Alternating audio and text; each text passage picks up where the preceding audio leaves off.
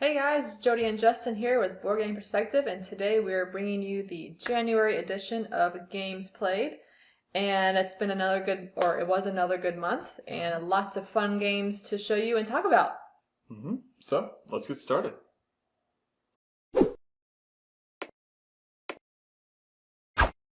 So we're starting off with a bang, and it is Revenants of Midgard, one of our personal favorites, published by Great Fox Games. Yes. So, this is one of those big games that I actually like. So, this one is a ton of fun, beautiful board, lots of ways to get points, and just really pretty exciting to play this game. Lots of beautiful colored dice that are going to be your little dudes on your ship. Lots of places to go, and I mean, it just kind of feels like Christmas every time you play this game. So you get so much goodies and so many ways to score points. Awesome game. Check it out if you haven't. Revenants of Midgard. So, up next on the list, we have Cacao. And so, this little game was pretty quick and easy to play. And we had a pretty good time with it. So, tell us a little bit about it. Yep, so you're going to be placing out tiles, and there's two main types of tiles. You've got like the worker tiles and the jungle tiles. The worker tiles are going to, they have, I think it goes up to 3 different workers on each side. So one side might have 3 of your workers, the other side might have 2 or 1. There's different amounts, but however many workers are on that side is how many actions you can take of the jungle tile that it's touching. So there's definitely this pattern of putting out the tiles and taking actions, and it's a pretty simple game. You're just trading your cacao to get gold, and whoever has the most gold wins. Yeah, and you like it. It's light, quick, easy. Laying tiles. Yeah, laying tiles. So it's a pretty good game. So check it out. That's Cacao. And coming up, we have 5 tribes from Days of Wonder, designer Bruno Cathala. So, Jody, tell us a little bit about that. Days of Wonder is known for good productions, and this is one of it's not their oldest game, but it's, been out for a while. But, like always, it's a great production, beautiful, great components. So this one is, kind of has that Mancala mechanism where you're grabbing some meeples and you're dropping one off in different locations, and whichever tile you drop, you put your last work or meeple on, then you pull up those meeples and take actions. Yeah, you didn't play this one this month. I played it with a friend. But I need to get you to play this because you might like it. You like Mancala, right? You like that? I do. It's been... I mean, obviously it's not a deep strategy game. It's lighter, but the mechanism of Mancala where you're picking up and dropping off one. Yeah, I mean, I played it before, like 5 years ago. Yeah, it's been a while. But I don't remember a ton about it. Yeah, but I do remember the Mancala. Last time we played it was with my brother. It was, yeah. So... Yeah. Yeah, so definitely a little sentimental factor there with that too, but... Yeah, this game is, though, if you have a lot of AP friends, analysis paralysis friends, this game may not be the best game to play with them because there is a lot of different colored meeples out there, and you can be like, oh, I got these 4 meeples. If I go here and drop off one there, I could do this, or I could do this. I mean, like, there's so many different options you can do, and it could take a while if you're playing with AP friends, so just keep that in mind. But otherwise, this is a really good game, and you guys check it out. Kepler 3042 is how I say it. I don't know if it's supposed to be 3042, whatever. I just say 3042. Another space game. This has been out for a couple years. Yeah, it's a fun game. I like it. You maybe not as much. It was definitely one of those thinky games. But it wasn't terrible for you. I mean, it took us a while for you to get into it, but I mean, once you got into it, it was okay, right? Yeah, once I got into it, it was alright. I think, I'm not real sure what it was that I didn't enjoy about it. It was definitely, there were a lot of kind of decisions for me to make, and it was a little bit challenging. I ended up winning the game, but I still, for whatever reason, just didn't really love it. Yeah, I mean, it's a little more of a nerdy factor with that that large board that lists all of the planets and what they do, and then your action board. You got lots of different actions, and you got your technology track where you're trying to move up your different technologies. That's just more up my alley. One of those. Down that aisle, up that alley, whatever. Yeah. So I really enjoy it, and if you like those types of games where you got your different technology tracks and stuff like that, you guys should check this out. And you got that exploration where you're sending your starship deep into space and discovering different planets and colonizing them. It was a fun game. So that is Kepler 3042. Seize the day. So we have the newest version of Carpe Diem, and I did not get a chance to play this, but Jody did, so she's going to tell us all about it. And you're going to get to play it soon. I think you might like it, and we're going to be doing a review of this, so stay tuned for that. It's a nice lighter game. Well, not super light, but it's not super heavy. It's like in the middle somewhere. But it's tile laying, so you're moving your patrician around this board, collecting tiles, and you're putting it out on your own player board that you have, and you're trying to connect different things. You're trying to connect different dwellings to get you different resources, etc. Different landscapes. They have like a vineyard, a farmyard, a river. I think it's called a river or something like that. You connect those to get resources. They have the resources are like chickens, herbs, fish. You have bread tokens. And there's two main phases. You got the building phase and a forum phase. The forum phase, you're gonna be like placing on a marker and trying to score different objectives depending on what you did in the building phase. So it has that tile laying puzzliness thing that you're trying to build. So I really think you're gonna like this game. So we're definitely gonna get you to play this soon.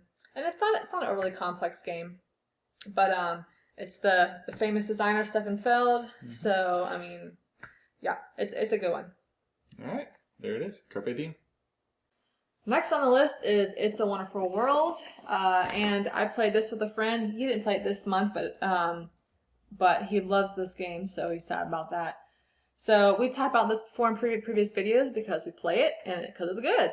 And you got card drafting and engine building, so it's just a fun one, and it's not too difficult. It's really a quick game. It's really quick. You got 4 rounds I think, and you're doing card drafting. And you're just building up your empire cards to produce a lot of stuff so you can get more cards and get more points. Great components, beautiful, great game. And now it's time for our monthly chess tally. So let's see who came out on top in January.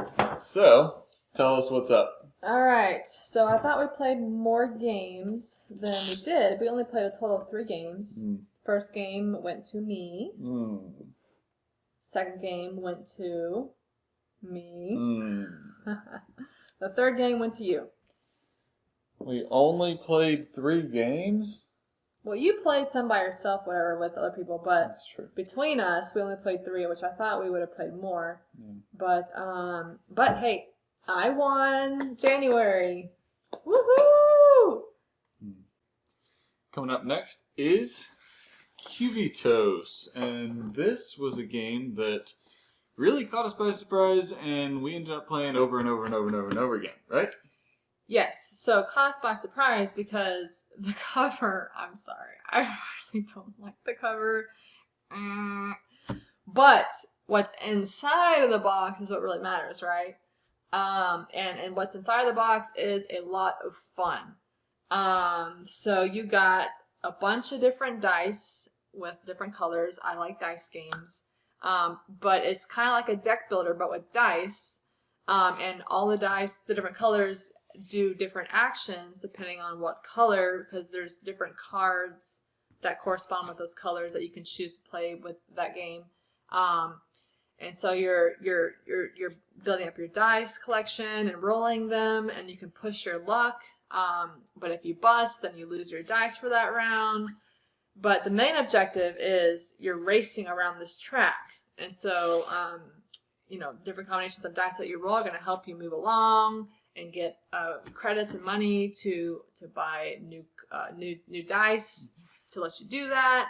There's also different features on the board itself that can allow you to get things or transport somewhere or do things like that too. Yeah, and just like deck builders, a lot of times there's the mechanism where you can, discard a card from your deck for the game. And there's that mechanism as well where you can, discard a die, one of your starting die that aren't as good from the game. So the dice that you really like and that are really good show up more often.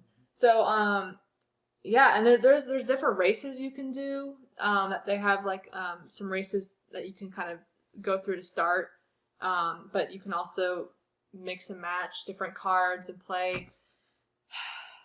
It's just a fun game. It was lots of fun. We're gonna play with it with some friends in the future, and it's gonna be hanging around because it's a lot of fun, guys, and you guys need to check it out. Cubitos. Alright, so this next game is Maricaibo, and Justin is probably not going to say a single thing because he didn't play, and this is not going to be a game that he is like dying to play. There is a lot going on in this game. It is an Alexander Pfister game, and there's a lot going on in this game. So it's high strategy.